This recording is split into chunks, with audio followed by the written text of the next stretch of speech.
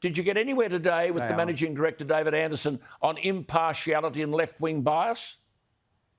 Well, Alan, one of the things that the ABC must do is to be impartial and to be professional in their dealings.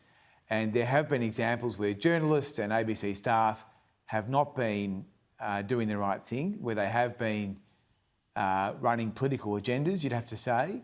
And in fact, tonight I asked David Anderson about some of this, and he has revealed that someone who called the Prime Minister a fascist has now left the organisation as a result of a breach of the new Code of Conduct. So I think that is an important message to ABC staff, that you need to be professional at work and you need to be impartial.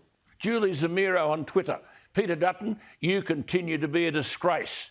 Laura Tingle on budget cuts. We grieve the loss of so many of our fine colleagues to government ideological bastardry. Hope you're feeling smug, Scott Morrison. And the bloke you said has left, this Sebastian Morey, whose job is to make sure ABC content is fair, described the Morrison government as fascists and the Prime Minister as an awful human being. I mean, are we getting anywhere? I mean, the one thing we've learned over the years is the board of the ABC is impotent. Well, I think tonight's development that Mr Maori has left the organisation as a result of a breach of the social media code of conduct, which is a new code of conduct, shows that when you pursue these things through the Senate estimates process, you can actually get some movement. It's now incumbent upon the ABC staff, and this applies to the staff who are on camera and off camera, to be professional and to be impartial. And if not, they will, I assume, suffer the same fate as Mr Maori. So I think it's you've got to give credit where credit's due, Alan. I think David Anderson. But Andrew, there's a wider issue here, isn't it? There's a wider issue. Why shouldn't the ABC, given there are hundreds of platforms from which people can get their information, why shouldn't the ABC do what we have to do here? People have to subscribe to listen to us.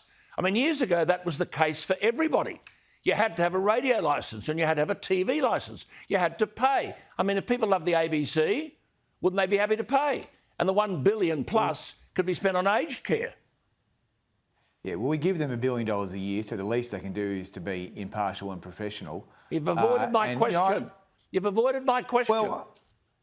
Well, the question is, do you want to effectively have a privatised ABC? I don't think the ABC should be privatised. I think there is a role for a public broadcaster, but it's got to be doing the right thing, Alan, and it's got to be impartial and professional. Okay, good to talk to you. We'll talk to you again on Super. Keep it up on. Thanks, Alan. Keep it up on Super, I have to say. And the other thing we will have a look at later is foreign national outfits not paying appropriate level of tax. That was Senator Andrew Bragg, the ABC. Well, he seems to have got somewhere there today. Senate estimates. I have to say it's a form within the political process that does an absolutely super job.